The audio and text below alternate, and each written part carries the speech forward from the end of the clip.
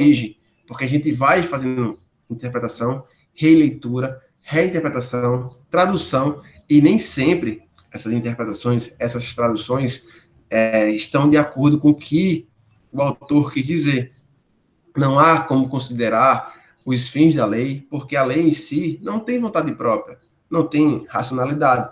Uma lei não fala, galera. Uma lei não estabelece uma razão. Então, quem interpreta é que diz o que essa lei determina, e ao dizer o que essa lei determina, acaba se extraindo, né, a sua interpretação dessa lei. Então, por fim, a hermenêutica clássica está embasada, né, na hermenêutica epistemológica, na metodologia, e todos os métodos são caminhos para alcançar um determinado ponto de vista. Isso é definido por alguns autores. Porém, a gente acaba visualizando que os métodos não são bem o caminho. A gente acaba determinando que um método é um caminho para dar um caráter científico. Porém, método, assim como o ser humano, é viciado. Não permite alcançar uma certeza, uma segurança, uma legitimidade, por exemplo, das decisões judiciais. Qual é o método que o STF aplica ao determinar, ao dizer, ao julgar um determinado caso concreto? E essa decisão do STF é certa, é segura, é legítima? Então a gente acaba visualizando que há um decisionismo, ou seja, não tem uma certeza, propriamente disso, e há também a subjetividade, a ausência de segurança, porque o juiz diz da forma como ele entende, da forma como é que ele pensa, e não como é que deveria ser feito. E a gente acaba também identificando uma forte discricionariedade. O que isso quer dizer? Quer dizer que em um dado caso, por exemplo, eu entro com a ação judicial aqui na Paraíba, e eu entro com a mesma ação judicial em Pernambuco. Vamos dizer que isso seria possível, né? Porque a gente acaba visualizando que, em termos de competência, a gente acaba não identificando essas questões. Mas vamos dizer que isso é possível na prática. Um juiz vai dizer de uma forma, o outro juiz vai dizer de outra forma. Em um caso totalmente idêntico ou muito semelhante. Inclusive, uma vez, eu advogando, eu entrei com 3 ações. Ações que tinham o mesmo objeto, só mudava as partes. Mesmo objeto, mesmo pedido, mudava somente as partes. E eu pedi, né, as 3 liminarmente. Uma liminar foi concedida, a outra não foi concedida e a outra não foi julgada. Ou seja, eu entrei com 3 ações judiciais, com os mesmos fundamentos jurídicos, com os mesmos pedidos, só mudei a parte, a altura, e a parte ré era a mesma, e houve 3 decisões diferentes. Então, assim, como a gente pode determinar que o judiciário vem determinando decisões jurídicas seguras, se a gente visualiza um caráter decisionista, subjetivista e discricionário muito forte. Então, assim, é muito difícil a gente estabelecer qual é a decisão que seria justa no caso concreto. A democracia deve ser feita, né, deve advir de uma fundamentação racional das decisões. Porém, a gente acaba identificando algumas decisões que não têm uma certa racionalidade, e sim tem um certo interesse político por trás. E é por isso que a gente acaba criticando essa hermenêutica jurídica clássica, porque ela fornece instrumentos para que haja decisionismo, subjetividade e discricionariedade.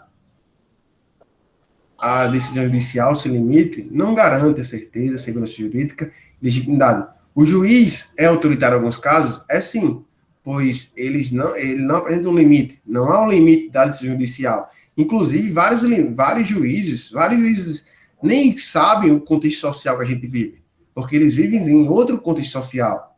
Então, assim, possivelmente, talvez, vários juízes não sabem o que é a desigualdade, a fome, a miséria, a pobreza, não sabem o que é viver na periferia.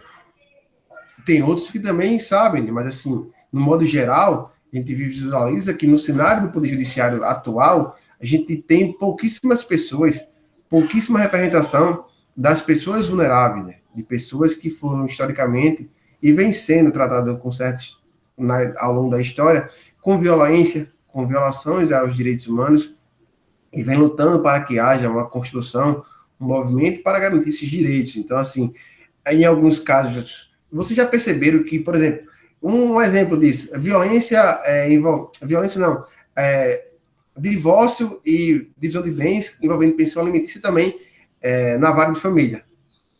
Você pode ver que quando sai da audiência, na audiência tá todo mundo tranquilo, ou não, né? Começa aquela briga, e quando sai da audiência, o juiz não resolveu um problema, pelo contrário, a decisão judicial agravou esse problema, porque estão inconformados, não com o divórcio, mas com a questão da guarda dos filhos, da pensão alimentícia. Então, assim, talvez essa decisão judicial envolvendo esse caso não traga uma segurança jurídica, não resolva o conflito, nem tem certeza. Pelo contrário, o juiz, da forma como ele vem decidindo, acaba agravando essas decisões.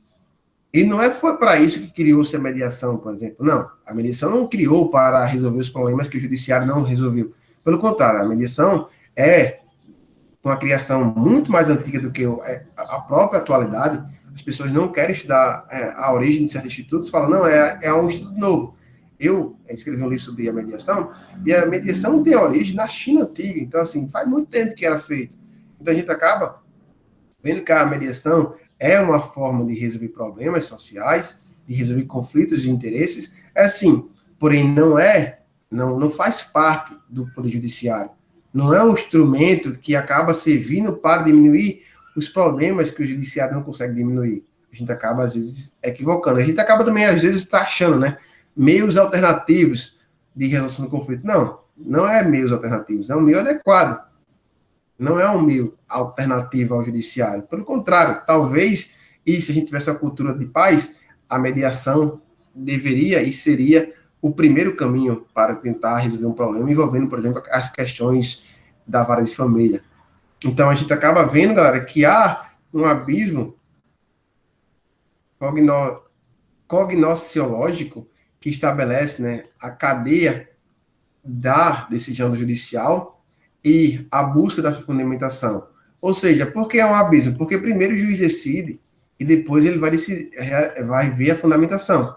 Ou seja, o juiz decide com base na sua opinião, na sua formação, mas na sua formação histórica, na sua trajetória, e depois ele vai fundamentar. E quando ele não consegue fundamentar, ele fala dignidade da pessoa humana, razoabilidade, proporcionalidade, ou seja, acaba estabelecendo princípios que são normas, são alicerces, mas assim, tem um grau de abstração muito grande.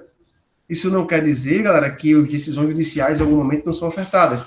Pelo contrário, o que a gente quer criticar aqui é o caminho que é feito, né? Primeiro decidir, depois fundamentar, não deveria ser ao contrário, não. Não deveria primeiro a gente entender o problema, buscar compreender esse problema e estar de acordo, a resolução desse problema está de acordo com a fundamentação jurídica e com as questões sociais vividas pelo povo brasileiro. Kelsen entende que a norma jurídica é um texto, que é a linguagem que é aberta às várias possibilidades de interpretação. Então, o cientista jurídico deve traçar o caminho, quais são os quadros de interpretação possíveis da norma jurídica, e essa interpretação deve se enquadrar a um desses caminhos. Então, o juiz deveria adotar uma das interpretações apresentadas pelos cientistas jurídicos, pelos doutrinadores. Então, o doutrinador vai estabelecer, por exemplo, 4 decisões, 4 possíveis interpretações, e o judiciário deveria escolher uma, e ao escolher essa interpretação, ele deveria fundamentar. Então, é uma previsibilidade, porque a gente sabe que tem 4 caminhos a ser seguido, e não a gente determinar que o juiz tenha total liberdade e sem nenhum tipo de limite para com a decisão judicial. E a crítica de Kelsen justamente se dá com relação a pane ou giro da decisionista, né? Ou seja, se o juiz decide fora do quadro de interpretação, se essa decisão transitar em julgada, essa decisão é válida, porque foi decidida por um juiz, uma autoridade competente. Então, o correto não era para a decisão jurídica ser nula, ou deveria haver uma nova decisão? Não, mas para Kelsen, se o juiz decidir de forma equivocada e essa decisão transitar em julgada, essa decisão é válida. Então, por isso que a gente acaba visualizando a pane ou giro, né, decisionista.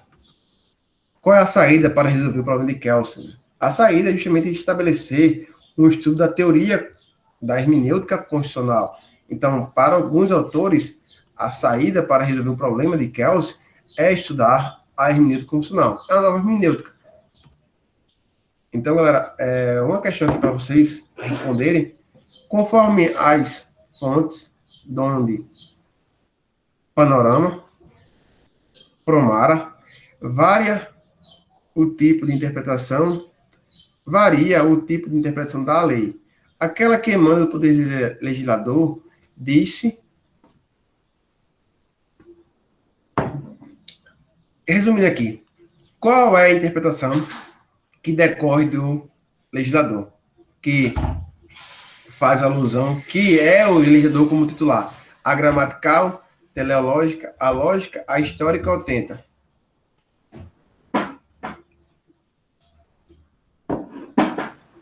Para a galera responder aí, né, Wendel? Deixa eu ver se a galera... É uma questão.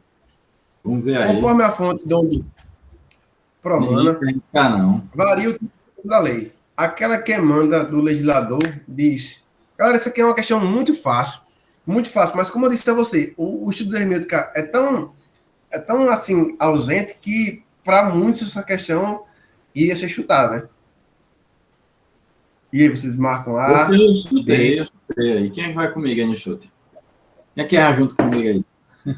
C, D. Eu botei logo letra E de errado. A galera Tamara botou letra A, gramatical. Tamara botou letra A, gramatical. A de amor. A de ai meu Deus, me ajude. Eu não entendi, foi nada. Isso é o que acontece. Sabrina está na dúvida. Sabrina está na dúvida. Se está na dúvida, chuta a letra. Chuta a letra D de Deus, pô. Vamos cada um botar uma letra aí, porque alguém acerta. Colocar. Aí então ela botou A de Alan. A de Alan. Essa menina está indo por exclusão. Até agora ela não respondeu nada, né? Ela está excluindo o que a gente ainda não sabe. Vamos lá. Não sei, olha. Pegue leve, viu? Pegue leve que... Ixi, Maria. E aí? Ela até respondeu ainda. Aqui Sabrina ainda está tentando excluir, mas eu acho que ela só vai excluir depois que tu responder. Bora, galera. Cadê você? A galera tá respondendo aí, pô. Respondendo. Deixa ele voltar aí. Wendel. Bárbara respondeu que a letra E. Eu já vi, ela estava pesquisando aqui. Ela botou no Google aí que eu vi. Aí ela respondeu com certeza. Galera, essa questão... não falou não. Tá certo, então. Essa questão acaba sendo uma questão muito fácil quando você vai estudar teoria de interpretação, porque há a diferenciação, a divisãozinha. A interpretação que é feita pelo poder legislador, a interpretação que é feita pelo poder judiciário e a interpretação que é feita pelos cientistas jurídicos. Então, essa questão acaba sendo a letra E, que é a resposta, tá bom? A gente viu, galera, que a interpretação... Os bons acertaram aí, viu? Autêntica acaba sendo a interpretação do legislador, tá bom? A gente viu que a perspectiva histórica busca a vontade, né? A gente acaba buscando a análise histórica, o processo histórico que a lei foi criada, a lógica, a gente acaba identificando qual é a racionalidade, qual é a lógica jurídica da interpretação, a teleológica, a finalidade da lei, qual é a finalidade que a lei foi feita, e a gramatical a gramática e a semântica da norma. Então, assim, a gente identifica, é o ponto inicial para a gente interpretar, a gente vai ler, mas não é a interpretação que emana do poder legislador, tá bom? Beleza? Tudo certo, galera? E aqui eu expliquei aqui, ó, quanto aos sujeitos, isso aqui é com base na teoria de interpretação, tá bom? Estudo bem simples e bem tranquilo. Quanto aos sujeitos, é autêntica, feita pelo legislador, doutrinária, feita pelos cientistas jurídicos, e jurisprudencial, feita pelo Poder Judiciário. A gramática é literal, a lógica acaba sendo analisado, né, a questão do própria lógica jurídica, da própria racionalidade, e até a lógica busca a finalidade da lei. Quanto à extinção, né, restritiva, extensiva e declaratória. Então, a gente acaba vendo esses estudos na teoria da interpretação, tá bom? Perfeito, galera? Beleza? Eu coloquei essa questão também antes, porque, assim, acaba sendo uma questão que a gente não vê muito, né? A gente fala, nossa, essa questão tá tão fácil que eu vou com tudo, né? E a gente tem que ir com calma também, galera. E um dos meios para responder uma prova é você eliminar, tá bom? Eliminar essa, eliminar essa, eliminar essa, eliminaria essa. Mesmo se não soubesse, né, possivelmente você ia falar, nossa, eu acredito que essa pode ser, né? A gente acaba tendo que eliminar as questões na hora de fazer a pergunta e mesmo respondendo, e mesmo dizendo, né, mesmo sendo uma pergunta muito clara, muito tranquila com relação a isso, a gente acaba tendo que se identificar, tá bom? Perfeito? Galera, agora bora para o estudo da hermenêutica constitucional, perfeito? Vamos agora estudar a hermenêutica constitucional. É um estudo muito denso, vocês vão ver aí, e cai muito em prova, tá certo? A origem da hermenêutica constitucional é a década de 60 e diante. A hermenêutica constitucional acaba sendo um fenômeno típico do neoconstitucionalismo. A gente já viu, né, galera, o neoconstitucionalismo, já vimos as características do neoconstitucionalismo, da qual se baseia na força normativa da Constituição como centro do ordenamento jurídico brasileiro, da ubiquidade constitucional, da invasão da Constituição às normas, né, aos ramos do direito. A gente acaba estudando hoje, inclusive, o direito penal constitucional, o direito civil constitucional, o direito processual constitucional, o direito administrativo constitucional. Então, ubiquidade constitucional quer dizer o quê, galera? Quer dizer que a Constituição está em todo momento, a todo lugar, e deveria ser dialogada por todas as pessoas, né? Então, assim, ubiquidade porque ela está em todo momento, em todo lugar. Inclusive, todo mundo tem acesso à Constituição. Basta você ter internet, um telefone, vai no Salto do Planalto e basta, tá bom? Lembrar que não é todo mundo, né, galera? A gente não pode generalizar os contextos, porque eu conheço pessoas que não têm telefone, tá bom? Não tem telefone. Conheço pessoas que não têm nem moradia, quanto mais telefone, né? Então, não são todas as pessoas que têm acesso a, mas deveria ser, né? Num estado que se diz civilizado, né? Porque tem tanta desigualdade. Qual a diferença entre hermenêutica constitucional e hermenêutica jurídica? Para alguns, né, determina que é a mesma coisa, hermenêutica constitucional e hermenêutica jurídica. Porém, a gente não vai nesse ponto de vista, a gente vai de ponto de vista. A gente vai estabelecer aqui 3 diferenciações, 3 categorias que defendem a possível diferenciação entre hermenêutica constitucional e hermenêutica jurídica. É uma diferença totalmente, né? Diferencia totalmente, ou seja, a posição minoritária, que defende que autores mais radicais defendem que se trata de 2 hermenêuticas distintas, ou seja, a gente acaba vendo que um estudo da hermenêutica constitucional é diferente do estudo da hermenêutica jurídica, ou seja, são institutos totalmente distintos, diferentes, diversos, tá bom? É uma posição minoritária, então não adote ela em concurso de prova objetiva. E quando for subjetiva, indique todas as correntes, tá bom? A tese, né, da igualdade total defende que há apenas uma hermenêutica, que é a hermenêutica jurídica. Ou seja, a hermenêutica que existe é a jurídica e são iguais. Ou seja, a hermenêutica constitucional faz parte, né, é igual à hermenêutica jurídica. Essa tese é problemática porque a gente acaba fazendo a distinção, inclusive com relação à própria origem dos estudos, né? A gente já estabeleceu aqui que o estudo da hermenêutica constitucional acaba sendo um estudo bem recente, né, que se compara ao estudo da hermenêutica jurídica. Então, a gente acaba vendo que é uma posição minoritária e que existe sim essa diferenciação e foi construída de forma diferente, né, a hermenêutica jurídica e a hermenêutica constitucional foram sendo construídas de forma diferente, mesmo tendo algumas particularidades, tá bom? A tese da posição que adota é a tese da igualdade com particularidades, com especificidades, ou seja, existe, né, uma hermenêutica, e a que existe é a hermenêutica jurídica, porém, há uma área, um nicho, um ramo específico com suas particularidades e especialidades, que é a hermenêutica constitucional, a partir da qual traça uma metodologia própria para buscar o que vem a ser uma hermenêutica constitucional e para explicar, para buscar o que a hermenêutica tradicional não conseguiu, o que a hermenêutica jurídica não conseguiu, que é justamente tratar sobre a certeza, segurança e legitimidade nas decisões judiciais. É uma corrente majoritária, tá bom? Na dúvida, galera, na prova de concurso, você marca essa daqui, tá certo? Professor, foi prova subjetiva. Prova subjetiva, galera, a gente cita tudo com organização, com planejamento, o que vem na cabeça, né? A gente complementa também. Então, assim, eu responderia as 3 correntes, tá certo? Então, a gente já viu que a hermenêutica jurídica pode ser adotada em sentido amplo, e a gente já viu que A hermenêutica jurídica em distrito é aquela que se dedica à aplicação das leis